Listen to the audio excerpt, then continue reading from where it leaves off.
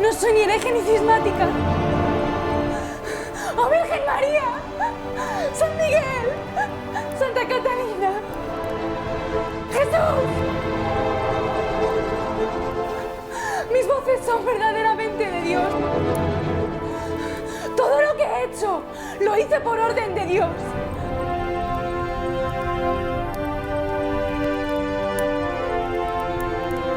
Mis voces no me han engañado. Las revelaciones que he tenido venían de Dios. ¡Jesús! ¡Jesús! ¡Jesús! ¡Jesús! ¡Jesús!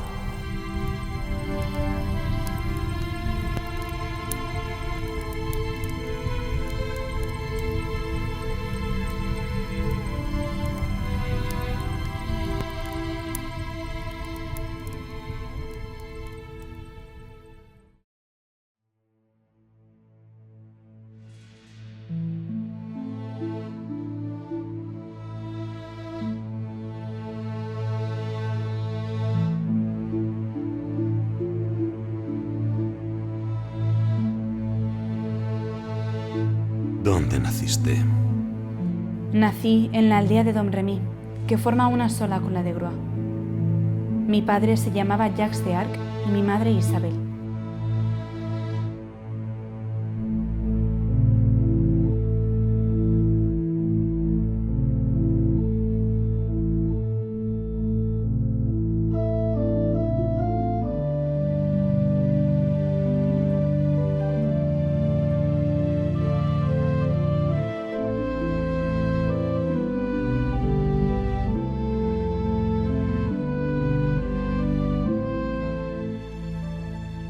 Una niña sencilla, nacida en una aldea perdida de Francia, Domremy.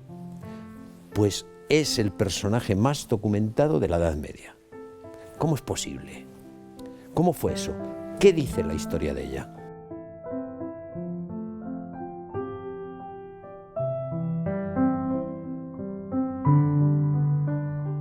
Si hoy le preguntásemos a un católico desinformado quién es Juana de Arco, nos podría contestar que fue una bruja que la Iglesia canonizó después de haberla condenado. Un acontecimiento único en la historia universal que no se ha vuelto a repetir.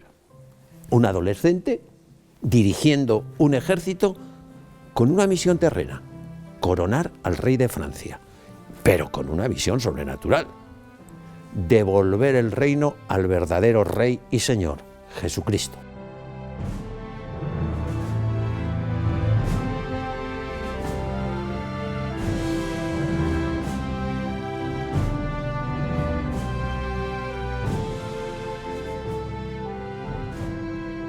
La Francia de aquel tiempo vivía muy pendiente de una guerra que implicaba que los campesinos tenían que ir a formar parte de los ejércitos reales, que los campos podían ser quemados por las tropas de un bando o de otro bando, que las mujeres podían ser violadas, muertas, mutiladas, los hombres sufrían las consecuencias de la guerra e incluso los ganados pues eran también muertos, con lo cual se produjo un momento de gran pobreza a nivel del campesinado y de inseguridad. Y en medio de esta situación es cuando en Domremy viene a nacer al mundo la futura Juana de Arco.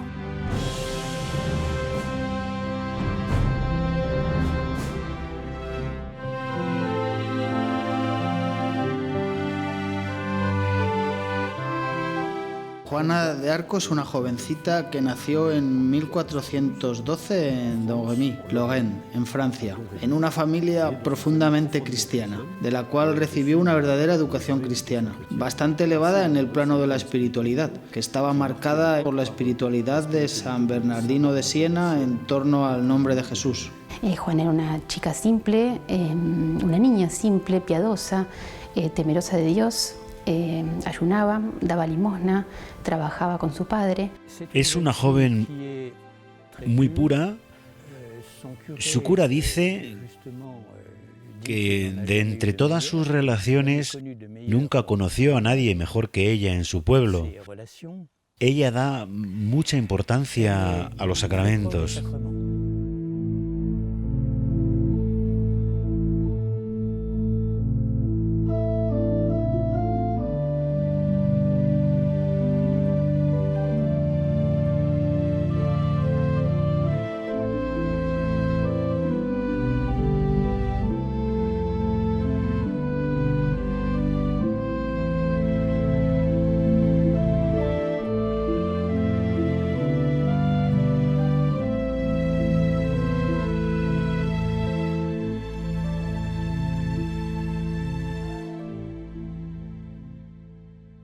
Ella tiene una vida de oración muy profunda.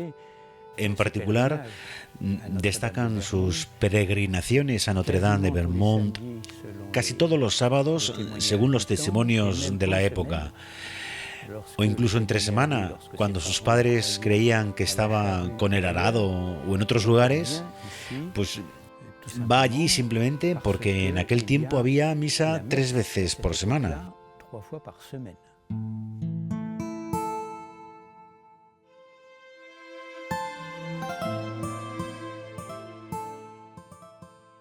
Para entender la misión de Santa Juana de Arco hay que remontarse a los siglos XIV y XV. En 1328 muere Carlos IV, rey de Francia, y el rey inglés, creyéndose con derecho a la corona de Francia, desembarca en Normandía, aniquila la flota francesa y comienza entonces la Guerra de los 100 años. Desde entonces los ingleses van ganando cada vez más territorio francés y más aliados dentro de Francia. Por contra, el Delfín, entre los años 1422 a 1429, anda errante por Francia, no tiene recursos, incluso hasta tiene dudas de su legitimidad porque su madre le traiciona. Ha afirmado que él es un hijo bastardo. La Guerra de los 100 años es el conflicto que enfrenta a Francia con Inglaterra, una Francia que no es como hoy la concebimos, sino que tenía grandes señoríos feudales y grandes de esos señoríos estaban en poder del rey de Inglaterra. A partir de principios del siglo XIV se produce una crisis dinástica. Muere el rey Felipe IV el Hermoso, el famoso por el proceso de la Orden del Temple.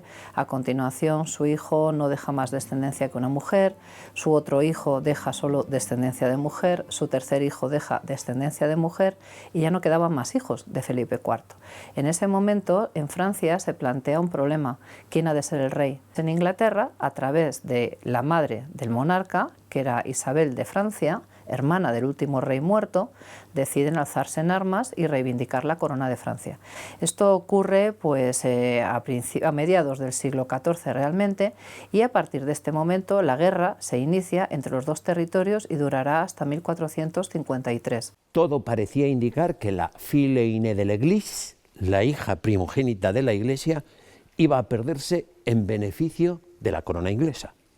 Y fue entonces cuando el cielo utilizó a Santa Juana de Arco para que eso no sucediera. ¿Cuándo oísteis por primera vez las voces? Cuando yo tenía 13 años, escuché la voz de Dios. La primera vez que la escuché, tuve miedo. Esta voz vino alrededor de mediodía, a la hora del Ángelus, en el jardín de mi padre. La primera manifestación se da cuando ella hace su primera comunión, entre los 12 y los 13 años, a la hora del Ángelus, en el verano. Tiene la primera, lo que se dice la Anunciación. Yo soy Miguel, protector de Francia. Juana, es necesario vivir de otro modo y cumplir actos sorprendentes, pues tú eres aquella que ha elegido el Rey del Cielo para cumplir la reparación del reino de Francia y para ayudarlo y proteger el delfín Carlos, expulsado de sus dominios. Te vestirás de hombre y tomando las armas serás jefe de guerra. Todos los asuntos serán regidos por tu consejo. A partir de su sí, después de la anunciación del ángel San Miguel, podríamos decir que una fuente de gracias entra en esa alma y la primera virtud, podríamos decir, es la fidelidad, el decir sí a la voluntad de Dios. La voluntad de Dios se expresa a través de lo que Él le pide a la gente que haga. Juana recibió una misión excepcional, recibió gracias excepcionales, apariciones excepcionales. La voluntad de Dios sobre ella fue que obedeciera, y Juana lo hizo. No es una virtud de obediencia forzada, es una virtud de obediencia por amor. Está claro que hacer la voluntad del Señor o estar en la voluntad del Señor es el objetivo de la vida cristiana. Tenemos que buscar la voluntad de Dios. Pedimos la gracia del Espíritu Santo para conocer esta voluntad de Dios en nuestra vida. Le pedimos también la fuerza para cumplirla y en este sentido Juana de Arco es un ejemplo maravilloso. Has visto a San Miguel y los ángeles real y corporalmente. Los vi con mis ojos corporales tan claramente como yo los veo. Y cuando se iban, solía desear que me llevaran con ellos para hacerles reverencia.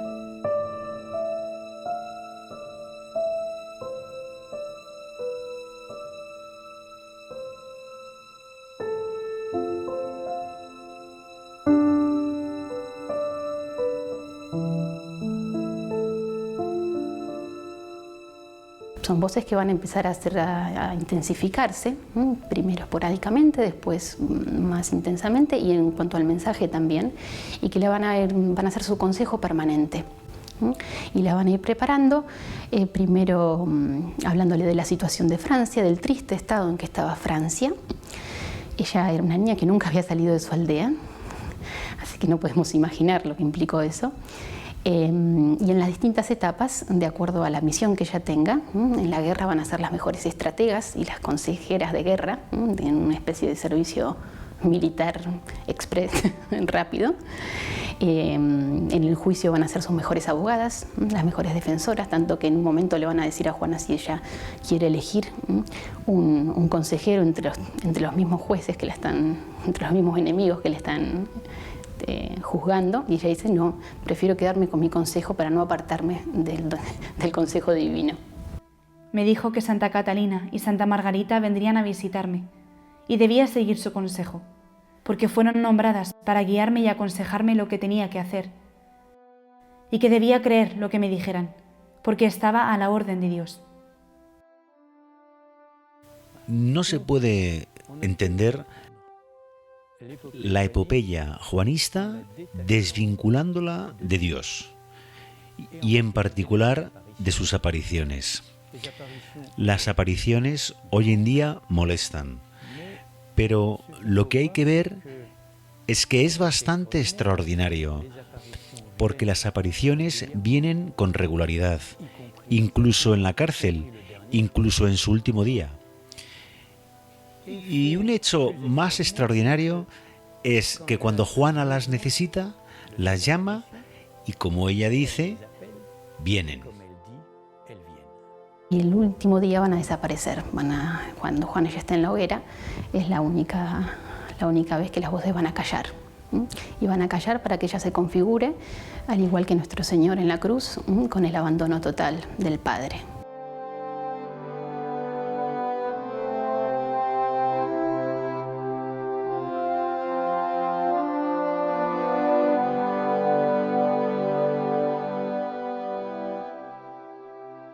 La gente de aquella época era gente muy humilde. También no hay que perder de vista que eran analfabetos en su inmensa mayoría. Para entender la misión de Juana de Arco hay que entender la situación histórica. O sea, en el alcance de San Miguel le va a decir que lo primero que tienen que hacer ella es liberar Orleans. Y después la segunda misión importante es coronar al Delfín, que él mismo dudaba de su legitimidad. Y Juana debe convencerlo primero, demostrarle que él es el heredero legítimo y que debe luchar por eso. Hay un dato que aparece muy vinculado a la vida primera también de Juana y luego a la rehabilitación que se le hace a posterior, y es que era un momento muy tenso donde la gente necesitaba una señal del cielo. Y esa señal primera llegó de la mano de una mujer llamada María de Aviñón. Empezó como profetisa a anunciar la futura llegada de dos acontecimientos. El primero, un reino que iba a padecer mucha desventura, Francia. La segunda, la de una mujer doncella que sacaría a Francia de esa destrucción, llevaría los ejércitos de Francia y coronaría a un rey francés. La misión de Juana de Arco a un nivel sobrenatural va a ser declarar la reyesía de Cristo en la tierra, por eso ella es como una adelantada en la lucha por el reinado de Cristo en la tierra. Podríamos decir que es la cristera francesa. y a los reyes franceses como lugares tenientes, es decir, como una especie de vicarios políticos del rey del cielo, que es el rey de Francia. Una vez recibida la misión, Juana obedece a Dios, pero pasan 5 años sin que diga palabra a nadie. Pero llega el momento, y entonces, ¿qué hacer? Porque Juana tiene que llegar al Delfín. ¿Cómo conseguirlo? Es entonces cuando actúa la providencia, porque un tío suyo le pide ayuda para que vaya a atender a su mujer que está a punto de dar a luz, y vive en Vaucouleurs. Allí vive también el señor Robert de Baudricourt, y precisamente es esa persona a quien las voces le han indicado que es con quien tiene que hablar.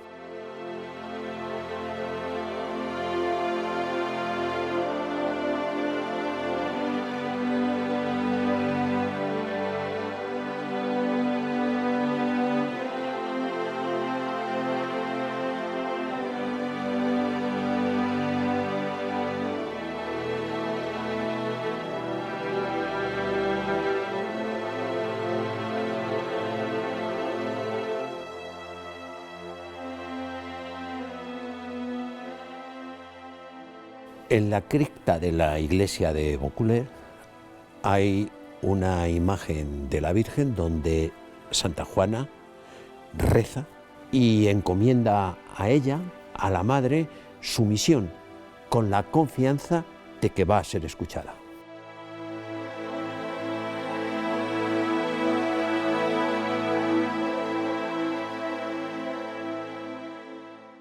Juana de Arco empieza su misión dejando a sus padres. Irá a Vaucouleurs, donde conocerá al capitán Baudricourt, quien dirigía el sitio.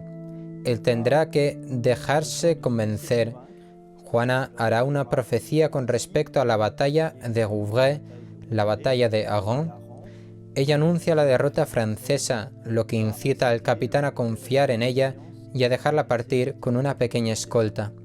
Juana cruzará la Francia ocupada y llegará a Chinon, después de haber pasado por Santa Catalina de Fierbois, donde conocerá al rey Carlos VII, que la recibirá.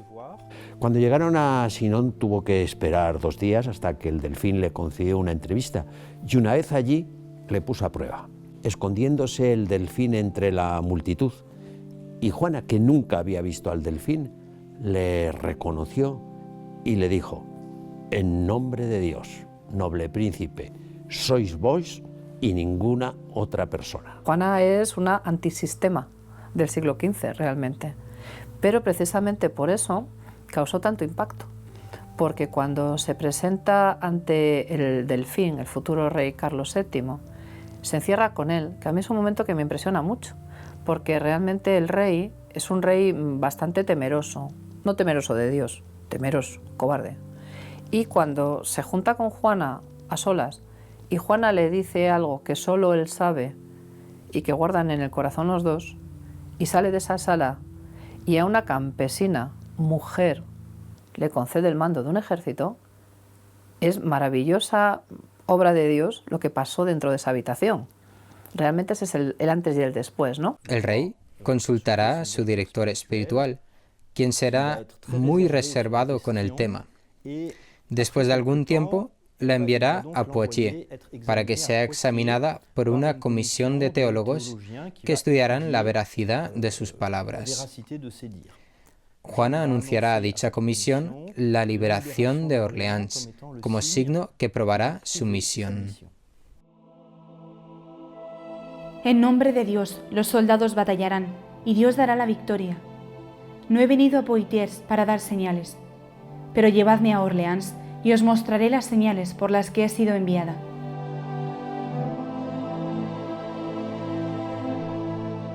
El rey seguirá dudando y las apariciones de Juana se aparecerán también al rey.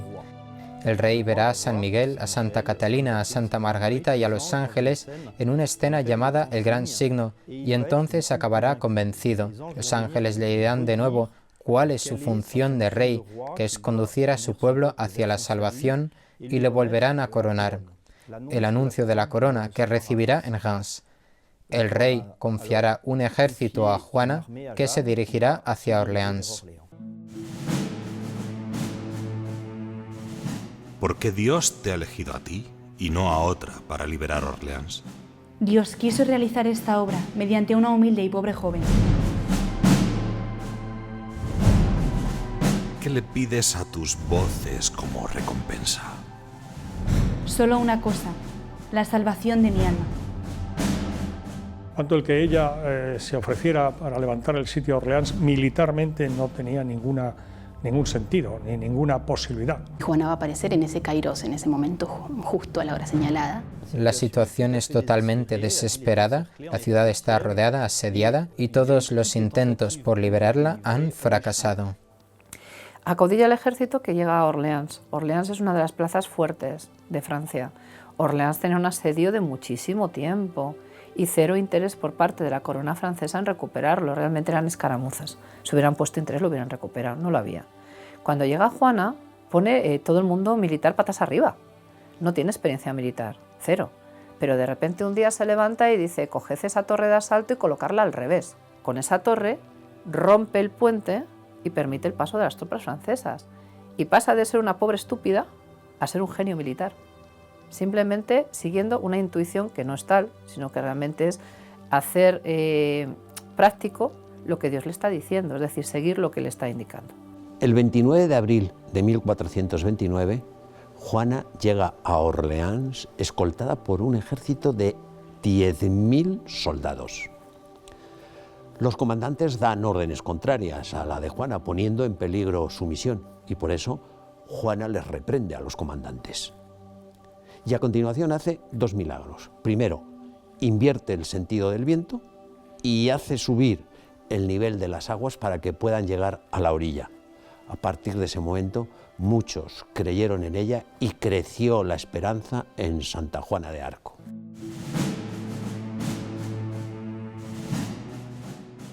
No tengáis miedo, esperad un momento. En nombre de Dios, el viento cambiará y todos entrarán sin que nadie nos lo impida. Tened esperanza en Dios. Él vendrá en ayuda de la ciudad, pues Él es quien echará a los enemigos. Durante las batallas de Orleans, Juana fue herida en varias ocasiones. La segunda vez, la segunda herida, se retiró en la oración y de vuelta manifestó: tuve gran consuelo de Santa Catalina, y llegó el 8 de mayo.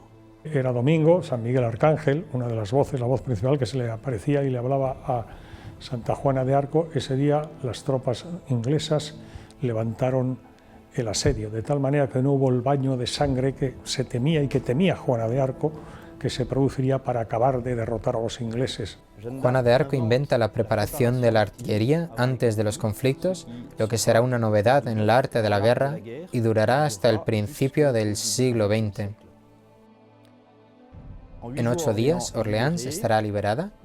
Ahí habrá varias batallas seguidas para la liberación del Loire. Los ingleses serán expulsados, cuando antes solo hacían falta unos pocos ingleses para hacer huir a cientos de franceses. La situación se invierte, hay un gran entusiasmo, una gran confianza. Dios está actuando y muestra la verdad de lo que dice Juana a través de episodios que podríamos calificar casi de milagrosos durante esta campaña militar. Realmente esa guerra se comenzó a ganar porque Juana lo único que era la mensajera de Dios. Me llega este mensaje, os lo cuento, me llega esto, os lo digo. Dicen que hagamos, lo hacemos. Ese es su papel. ¿Creen firmemente vuestros seguidores que os ha enviado Dios? No sé si lo creen. Id y preguntádselo. En cuanto a mí, puedo aseguraros que es Dios quien me envía.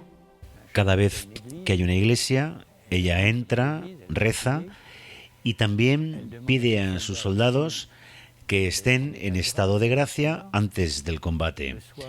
Por la noche los reúne para cantar completas con los sacerdotes y rechaza a los soldados que no se hayan confesado antes.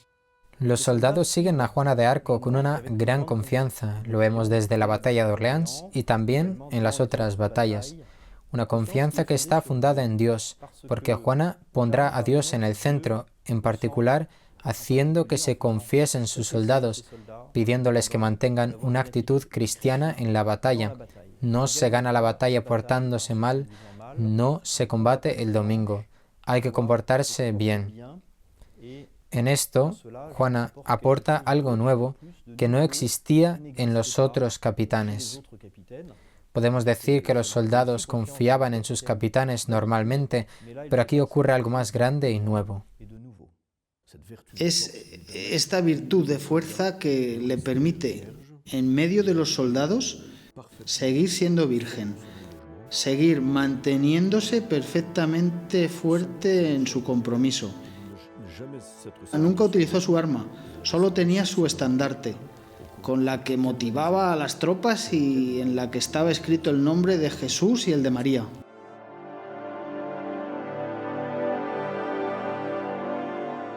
Las fuentes nos relatan que Juana de Arco mandó buscar una espada detrás de un altar de la iglesia de Santa Catalina de Fierbois.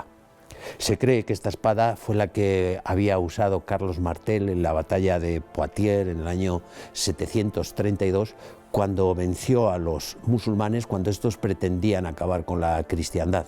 Y Juana de Arco, que nunca mató a nadie con esa espada, sino que la utilizaba como arma de defensa propia, dijo en cierta ocasión: amo más a mi estandarte que a mi espada.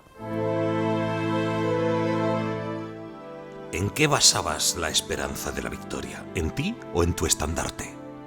Ni en mí, ni en mi estandarte. Toda mi confianza estaba depositada en nuestro Señor Jesucristo.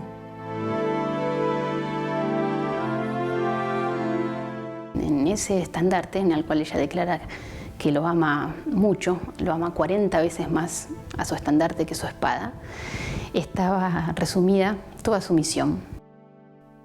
¿Qué amáis más, vuestro estandarte o vuestra espada? Amo mucho más, 40 veces más, mi estandarte que mi espada. Yo tomaba mi estandarte cuando íbamos a un asalto, para evitar matar a alguien. Jamás he matado a nadie. Todo el estandarte me fue dictado por mis voces y ellas a su vez le va a dictar a las mujeres que van a bordar y a un pintor que va a pintar el Cristo. Era un gran estandarte que ella llevaba siempre en batalla, justamente para unir al ejército. De un lado estaba Jesucristo Rey y los dos arcángeles, justamente que se le aparecen a ella, San Miguel y San Gabriel, a un costado, y decía Jesús María. Y del otro lado, bordado, el escudo de Francia, con una paloma que tenía una inscripción que decía: por mandato del Rey del Cielo. ¿Reliquias de Santa Juana de Arco? Pues en principio parecía que no había ninguna, pero la providencia quiso que quedara una y algo muy suyo, que con el tiempo volvió a Francia, su anillo.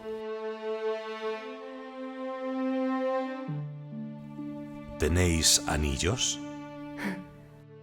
Vos tenéis uno mío, devolvédmelo.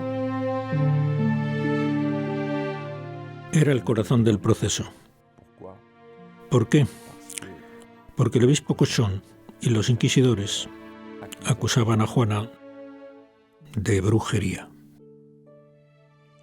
Querían hacer pasar por loco al rey de Francia, Carlos VII.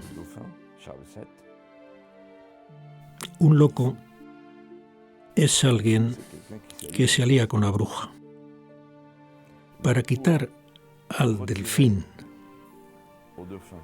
toda forma de legitimidad en el sentido espiritual del término, en el sentido de la Santa Coronación, de los santos óleos de la coronación de Reims, era necesario declarar la bruja, porque fue ella quien lo llevó a Reims para su coronación.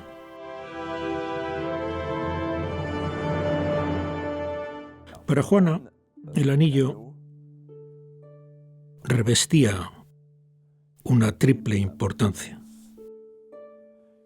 En primer lugar, una importancia sentimental, porque se lo regalaron sus padres. Además, el anillo tocó a Santa Catalina en el momento de las apariciones. Este anillo está irradiado, en cierto modo, por sus voces, Por último, ella besaba el anillo antes de cada batalla. Era simbólico. Besaba el anillo de Santa Catalina, el anillo de sus voces, el anillo de sus padres para implorar auxilio.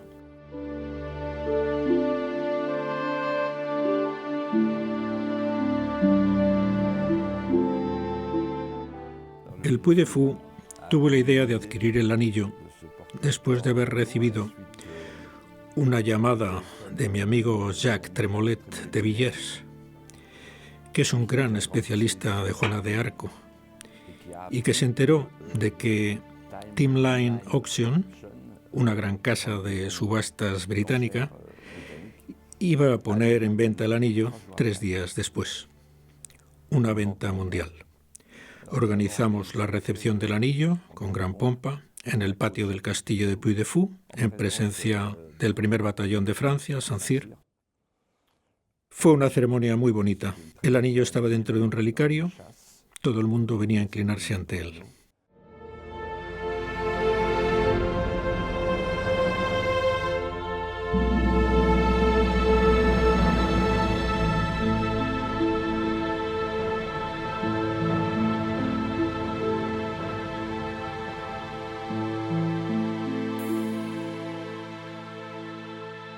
Pues sí, Juana de Arco fue verdaderamente reina de Francia durante unos instantes. ¿Y cómo fue esto?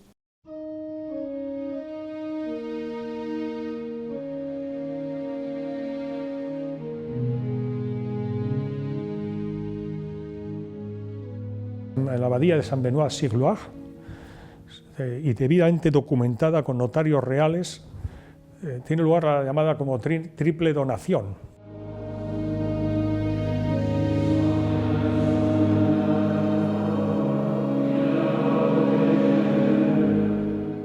Hay un hecho muy importante en su vida en la vida de Juana de Arco que es ignorado por lo general, incluso por los historiadores católicos, en el cual Juana de Arco hace llamar a los secretarios y a los notarios del rey, y frente al rey va a hacer una promesa que va a quedar por escrita, justamente para demostrar que no era un capricho de ella o algo pasajero, sino que era uno de los actos más importantes de su misión. Y en ese momento le va a pedir al rey, Su Majestad, yo voy a pedir algo, ¿estás dispuesto a dármelo? Y el rey, bueno, luego de ver el milagro del Cito de Orleans, luego de ver lo que esta niña había hecho por él, creo que no le podía negar nada. Y dijo, bueno, sí, estoy dispuesto. ¿Qué es lo que quiere Juana? Gentil rey, quisiera tener vuestro palacio y vuestro reino. Os doy mi reino. Anotad, el rey Carlos VII dona su reino a Juana. Juana dona a su vez Francia a Jesucristo. Señores nuestros, ahora es el mismo Jesucristo quien habla. Yo, Señor eterno, se la doy al rey Carlos. Juana fue reina, no por dinastía, sino por mérito, unos segundos solamente, y que su único acto de gobierno soberano fue poner el reino de Francia en la mano de Jesucristo. Una vez que ha quedado claro en Saint-Benoît-sur-Loire que el reino de Francia le pertenece a Jesucristo, se pone en camino de Reims, donde el rey va a ser coronado y ungido como rey de Francia. Juana le acompañará y será como la transfiguración antes de la pasión.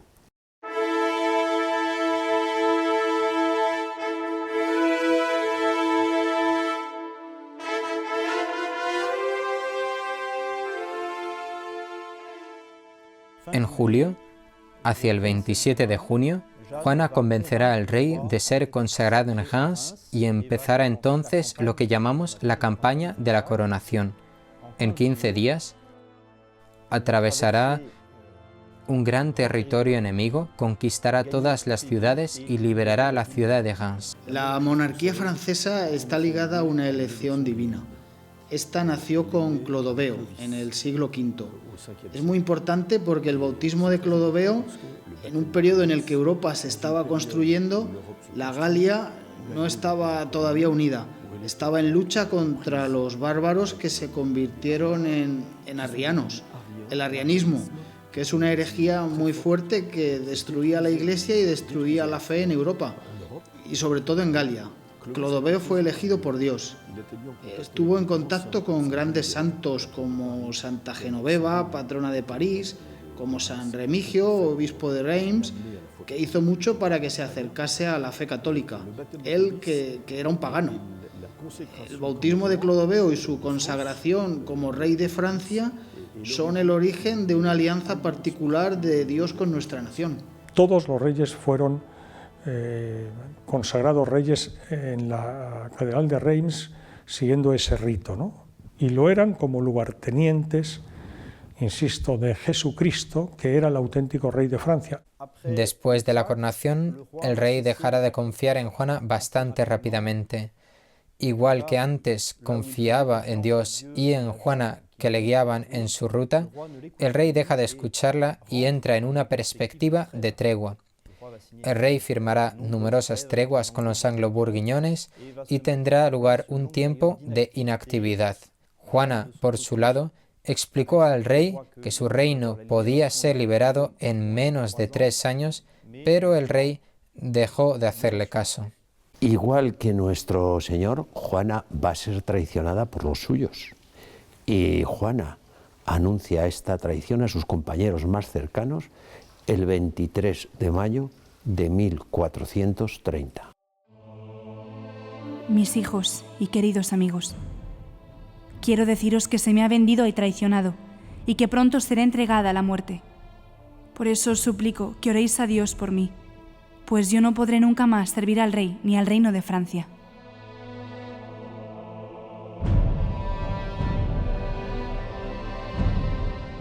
Durante el mes de abril de 1430, Juana está en Lagny. Un día, rezando con otras jóvenes en la iglesia de Lagny, resucitará milagrosamente a un niño que acababa de morir para que pudiera ser bautizado. En ese mismo periodo, alrededor de la Pascua de 1430, recibirá la profecía de que será capturada algunos meses más tarde.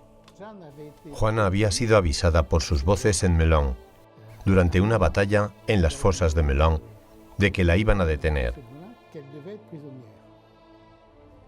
Había dicho: no lo deseo, pero si tiene que ocurrir, quiero que sea deprisa.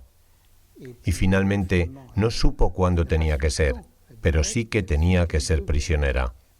Juana de Arco, como dijimos, va a ser traicionada por los suyos. Va a haber un momento que la ciudad de Compiègne, al norte de París, va a pedir ayuda porque era una ciudad que estaba sitiada también por los ingleses y que no quería caer en poder inglés.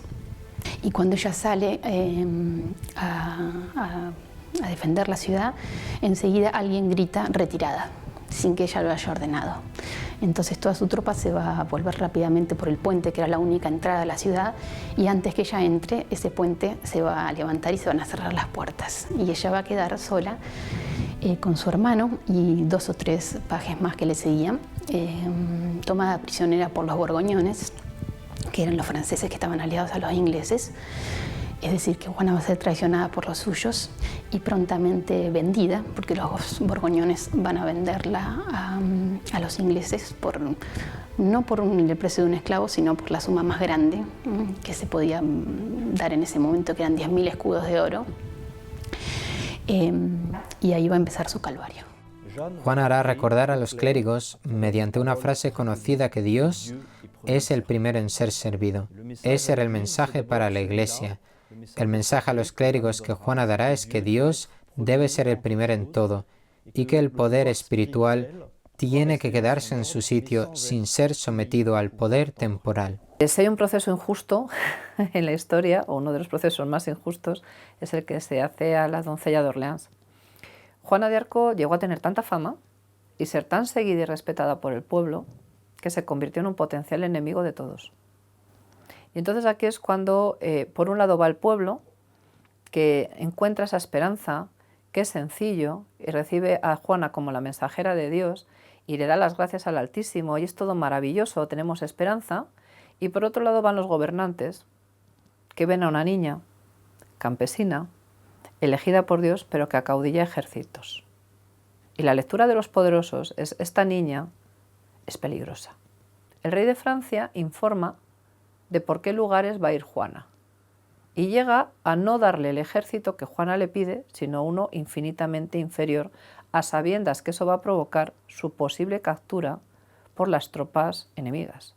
El proceso de Juana de Arco tuvo lugar en Rouen. El proceso se inició el 9 de enero del año 1431. Era la Universidad de París la que quería juzgar a Juana. Fueron ellos quienes quisieron el juicio, quienes lo organizaron. El que lo dirigía era el obispo Pierre Cauchon, obispo de Beauvais, quien normalmente no podía juzgar en Rouen, pero hubo una dispensa particular para que pudiese ser juez en Rouen. Ella estaba sentenciada antes de ser juzgada.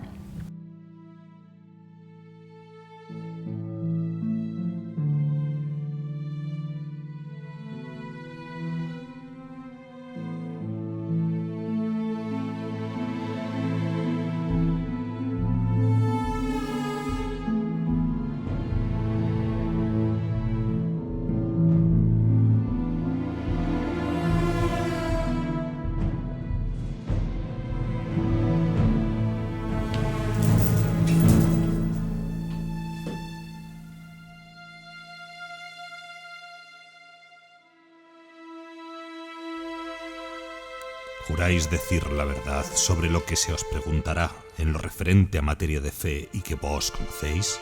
Sobre mi padre, sobre mi madre, sobre todo lo que he hecho desde que llegué a Francia, juraré sin problema. Pero de las revelaciones que Dios me hizo, yo no lo diré, ni lo he revelado a nadie, sino solo a Carlos, mi rey. Los cargos contra ella eran muy numerosos, pero al principio no se sabían. Juana, cuando llegó ante el tribunal, no sabía por qué la iban a juzgar. Es verdad que en su tiempo se la consideró, pues, por parte de sus enemigos y de sus detractores, una loca, una perturbada, una hechicera que hacía magia. Y realmente, si algo no hizo Juana de Arco, fue magia. Porque hay otros santos que bueno, pues en su entorno ocurren prodigios. Pero realmente el prodigio de Juana es que, obedeciendo lo que se le dictaba, se ganaban batallas. O sea, ella no hacía un chasquido de dedos y se prendía una llama, o aparecía una cruz en los cielos. No, ella no hizo milagros de esos. Ella simplemente fue un canal, un mensajero de Dios, una mensajera de Dios.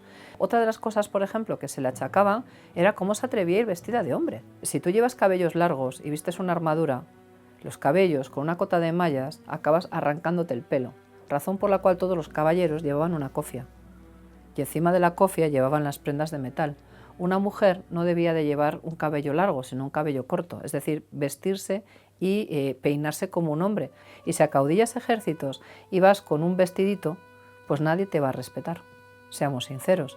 Pero si te vistes con una armadura, primero proteges tu cuerpo, no en vano estás en una guerra, es decir, es tener dos dedos de frente, y segunda cuestión, se te va a respetar, porque eres capaz de dar ejemplo.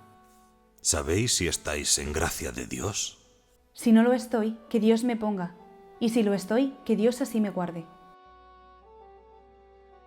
Juana va a tener que soportar en prisión y en el proceso presiones enormes, pero ella siempre se va a mostrar dueña de sus actos. Cuando se habla del lado oscuro, es decir, de esas leyendas asociadas con la figura de Juana, leyendas no tan favorables, es decir, ese otro lado de la historia, automáticamente sus detractores enseguida le ponen una marca de locura. Es una pobre chica ignorante.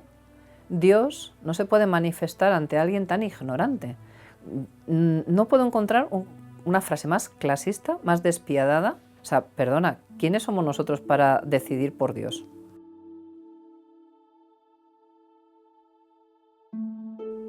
¿Cómo habla a vuestro consejo? Yo presento mi pedido a Santa Catalina o a Santa Margarita, y a su vez ellas se lo presentan a nuestro Señor, que me envía su respuesta. Pero cuando no tengo tiempo, rezo interiormente y le digo: Dulcísimo Dios, en honor de los méritos de vuestra santa pasión, si me amáis, dime qué debo responder.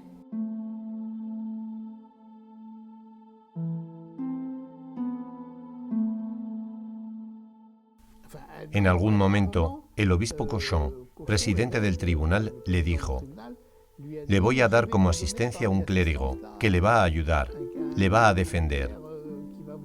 Ella le contestó: Se lo agradezco mucho, pero tengo mi propia defensa. No pienso separarme de ello. Su propia defensa eran sus voces. ¿Cuándo vienen las voces? A menudo acuden sin que yo las llame, y nunca me faltan cuando las necesito. ¿Qué dicen vuestras voces? Me dicen, no temas, responde con atrevimiento que Dios te ayudará.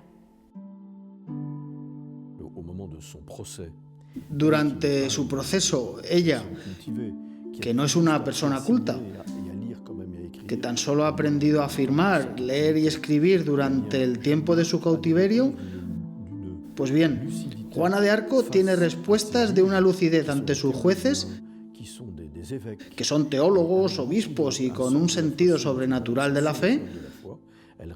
Contesta con tal claridad y lucidez que hasta el Catecismo de la Iglesia Católica hoy la cita. Cita algunas de sus frases. Por ejemplo, cuando se le pregunta ¿cree usted verdaderamente en la Iglesia? Ella dice, Jesús y la Iglesia me parece que son todo uno. Que es lo que se dice en el Catecismo de la Iglesia Católica a propósito del ministerio de la Iglesia, que ella conoce desde dentro. El proceso de condena de Juana fue muy duro para ella. No tanto por las condiciones materiales, que fueron también muy duras y sufrió por ello, sino sobre todo porque no podía comprender por qué estaba ante un tribunal eclesiástico.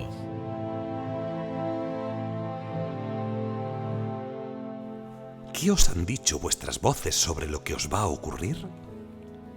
Mis voces me dicen, acepta todo de buen grado y no te preocupes por tu martirio, pues al final estarás en el reino del paraíso. La acusación que pesaba contra Juana de Arco era de brujería, pero a medida que fue haciéndose el interrogatorio no encontraron cosa alguna que fuera contra la fe, es decir, no había materia para condenarla. Pero la obligaron a hacer una confesión pública y hicieron que fuera como relapsa y por eso la condenaron. Va a ser juzgada, va a ser sentenciada como hereje, cismática, pese a que no haber en todo el proceso se puede releer, y releer hasta el día de hoy, y no hay una palabra que salga de su boca que no sea de amor a Dios. Cushon acepta que ella reciba la comunión.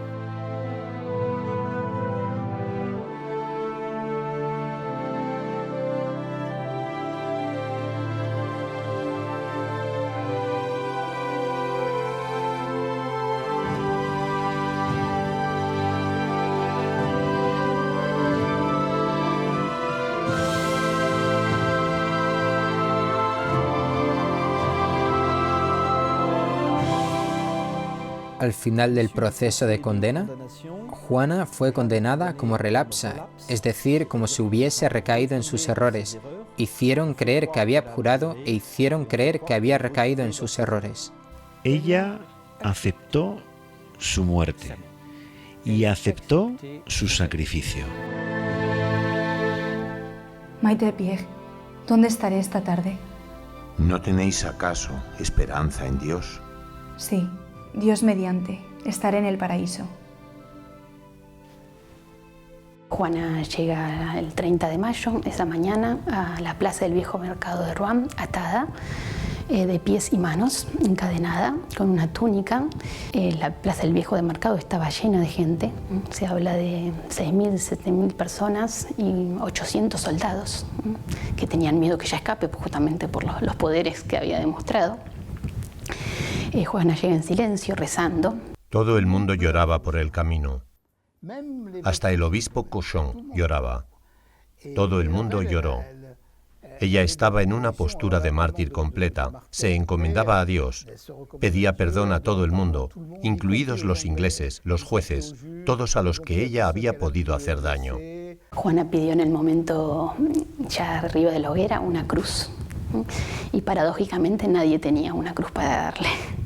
Así que un propio inglés, conmovido por este testimonio, fabrica una crucecita con unas ramitas de la misma hoguera y se la tira, pero no se conforma con esa crucecita y pide una más grande. El confesor sale corriendo y busca una cruz procesional, que quizás sea una de las imágenes que más nos conmueva.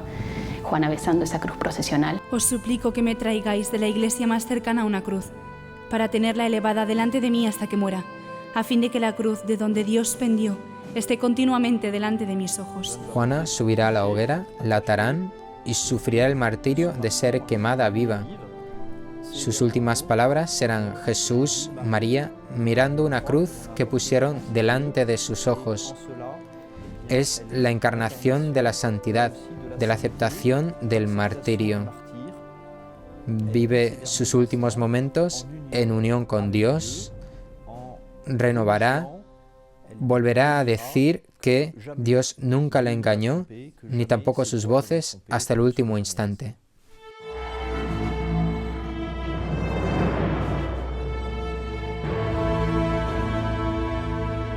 Yo no tengo miedo, nací para esto.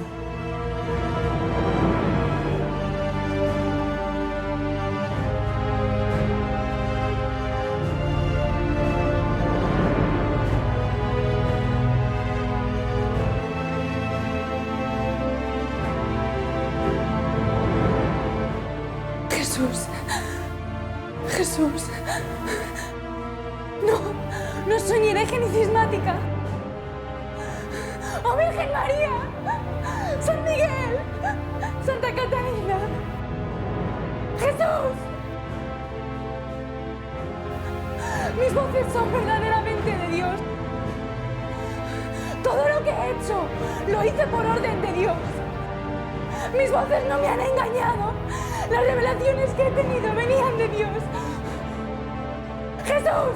¡Jesús! ¡Jesús! ¡Jesús! ¡Jesús!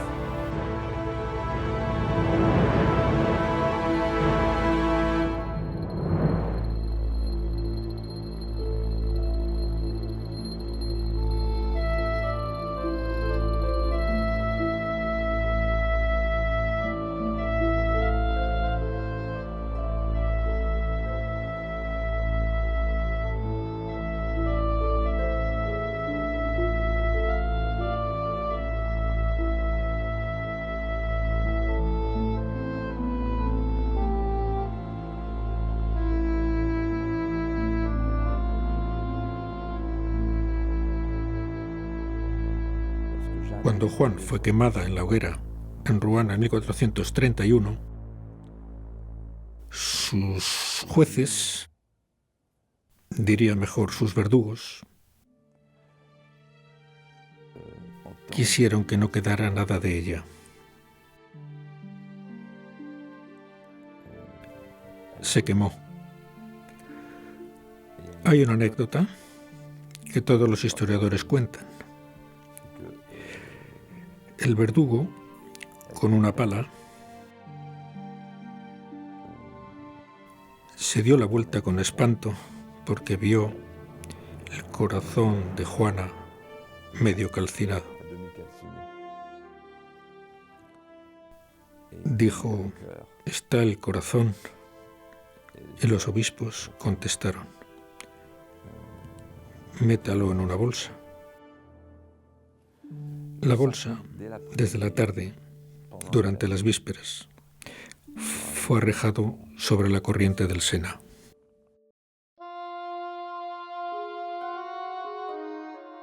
El proceso de rehabilitación de Juana de Arco se inició el 7 de noviembre de 1455 en la Catedral de París.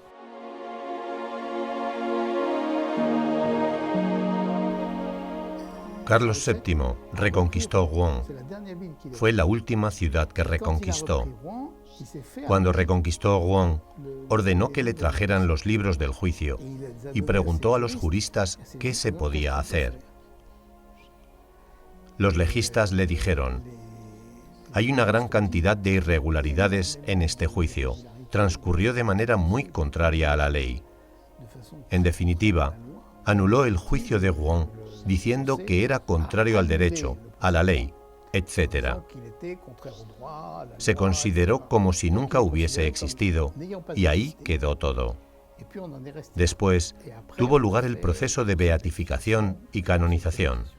La auténtica rehabilitación se consiguió con el proceso de beatificación y canonización, pero en mi opinión no del todo, porque ella ha sido una santa, es una santa, y además de santa es reina, es virgen y es mártir. Y en el decreto de canonización es reconocida como virgen, pero no como mártir y como reina.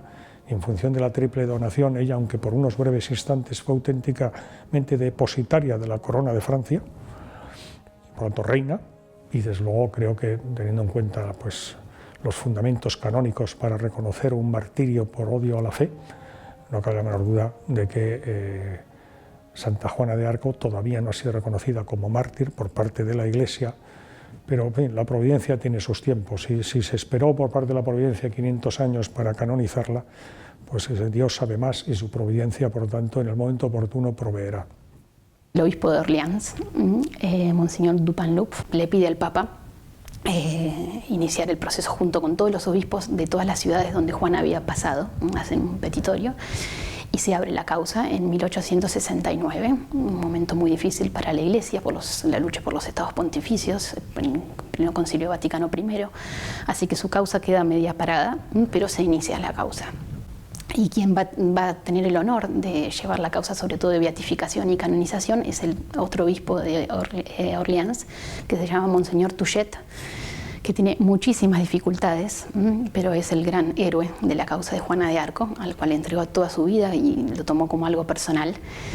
Y de hecho, cuando él se encontró a Roma con todos los papeles, se encuentra con el abogado del diablo de la causa, que era el cardenal Parocchi, que le dice, bueno, pero usted quiere hacer santa a una niña que se vestía de hombre, que hizo la guerra para conseguir la paz y que encima fue condenada por un tribunal de la Iglesia como bruja, y a eso poner como modelo de la Iglesia.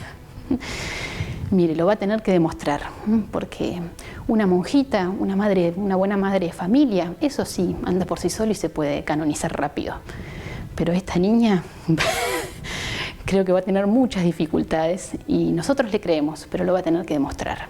Pide una entrevista con el Papa de San Pío X por la beatificación, y cuando entra al escritorio del Papa San Pío X se encuentra que el Papa en su escritorio tenía dos estatuas, la del cura de Ars y la de Santa Juana de Arco, y la de, en ese momento, venerable Juana de Arco. San Pío X, que la va a declarar beata. Posteriormente fue el Papa Benedicto XV que la declaró santa. Finalmente es el Papa Pío XI que la va a declarar segunda patrona de Francia. Y sin duda es que este título como segunda patrona de Francia le ha dado una misión en el cielo, una segunda misión que Juana debe estar cumpliendo. Ahora desde el cielo tiene su misión continua y que si cabe es más urgente y necesaria que en aquellos tiempos, momentos postreros de la antigua cristiandad, ¿no? La misión principal de Juana de Arco era recordar al rey que su poder venía del Rey del Cielo. Quizás es importante para nosotros hoy en día acordarnos de que todo poder humano, incluso en el orden temporal, procede de Dios. Se ejerce para el bien común de las personas que están a nuestro alrededor, pero en definitiva este bien común nos conduce a Dios. La misión de Juana sigue siendo de actualidad. Está más que nunca de actualidad. Yo diría que no es sino actualidad. Es todo menos una historia. Es una historia presente. La paradoja es que en un país derrumbado por sí mismo, que ha perdido toda sustancia espiritual, que está preparando una sociedad sin padre, sin orígenes, sin horizonte, donde la idea de familia, tan apreciada por Juana de Arco, se está destruyendo. Ella sigue estando aquí y hace unanimidad a pesar de todo. Necesitamos a los santos para agarrarnos a ellos. Es la razón por la que he dicho que ella no es sino actualidad, porque todo va mal. Nos preguntamos, ¿quizás Juana pueda hacer algo? Está claro que ella es considerada como una heroína nacional. Es verdad que es heroico. Una chica joven de 17 o 18 años capaz de dirigir una multitud de soldados, de ser jefe militar en el combate, ser de verdad un jefe de guerra. Es inimaginable. Hay heroísmo a través de su vida, lo vemos bien, en particular durante su cautiverio, donde esta joven frágil ha seguido siendo fiel a la voluntad del Señor, a pesar de la persecución, a pesar del tratamiento inicuo del que fue objeto. Pero la santidad no es heroísmo, porque la santidad lo vemos en una joven frágil o en los mártires de los primeros tiempos o de ahora. Es la fuerza de Dios que acojo y que me hace capaz de realizar actos que son divinos y que superan mis fuerzas. Un héroe es alguien que se apoya en sus fuerzas, sus virtudes, sus capacidades humanas para superarse.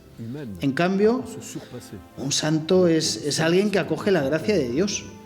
Juana de Arco es una santa porque acogió la gracia de Dios, dijo sí a Dios y realizó actos que superan el entendimiento y que exceden las capacidades humanas. Pero fue a buscar sus fuerzas no en sus propias virtudes heroicas, sino en la gracia y la fuerza del Señor.